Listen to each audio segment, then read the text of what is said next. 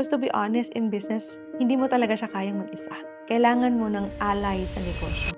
Anong dapat gawin ng mga business owners during slow days, meaning konti yung benta? Maybe you can reassess again the market. Baka may nangyayaring sa economy natin. You can study kung ano yung behavior ng market niyo para you can know anong pwede niyong gawin. And then from there, reassess or reevaluate your marketing strategy.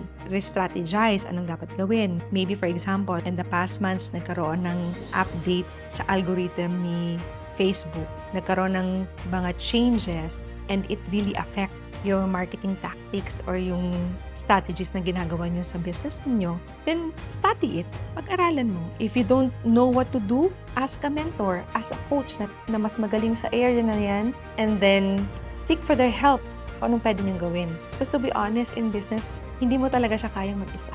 Kailangan mo ng ally sa negosyo. Kailangan mo ng mentor na pwede kang tulungan na anong dapat gawin if at times hindi mo na alam kung anong dapat gawin.